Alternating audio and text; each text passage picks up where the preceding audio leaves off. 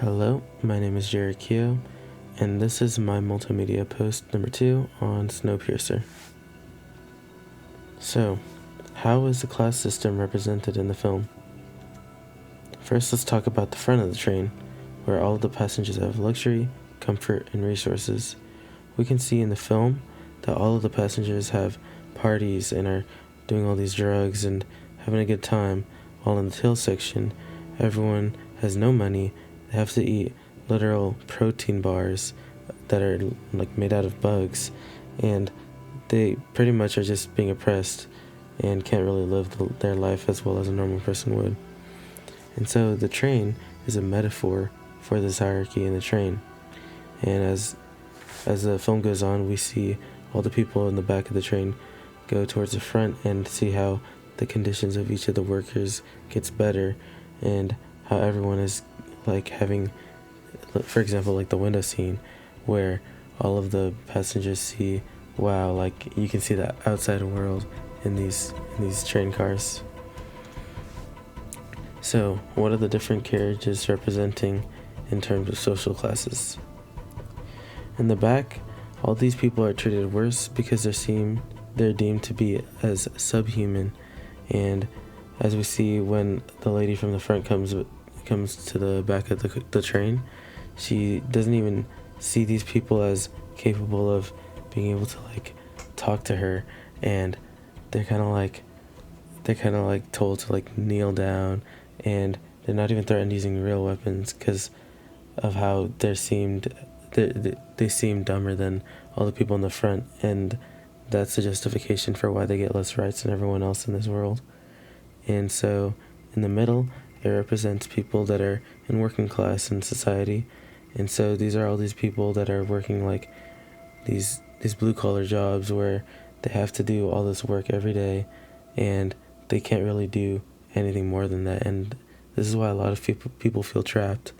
And like, for example, in this game I was playing called Mouthwashing, there's like the captain of a cargo crew, and he's kind of like telling everyone like, oh, I'm not really sure where I want to go anymore, like, is this really all I have to do in life? And so the middle trains all represent these people who are just working every day, and they don't really strive to get anything greater than what they are. Like when we went to the greenhouse cart, all of the people were just sitting there working while they saw all the people from the back rioting, instead of trying to help them out and try to get to the front as well.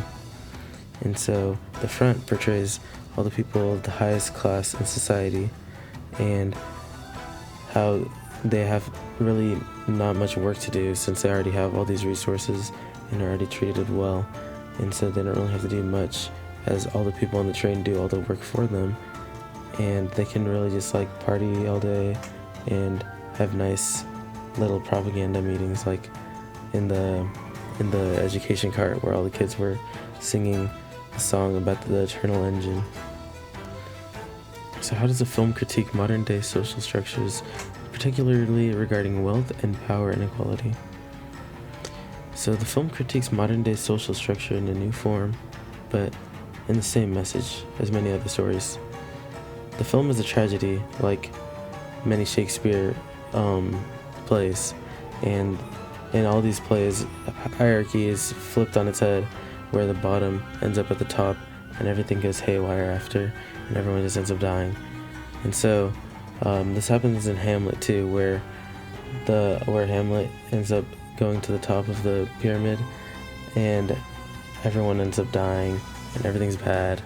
And it happens in a lot of Shakespeare plays, but in this case, instead of Hamlet being at the top of the kingdom, it's more the back of the train going to the top, and then everyone's still ending up dying except for for her name, but the girl and the little kid. And also, this film is kind of ironic since it's telling us about how society is keeping us down or whatever, yet it uses literally $40 million budget, and you could tell like all the CGI in the film is it's something. It's definitely 2014. You could tell what era it came from, and it ended up making $46 million in income. So, yeah, let's just keep on talking about how society wants to take all of our money while making $40 million off of a film about that message. And, it's definitely not hypocritical at all, But that's pretty much it. So, thank you for watching.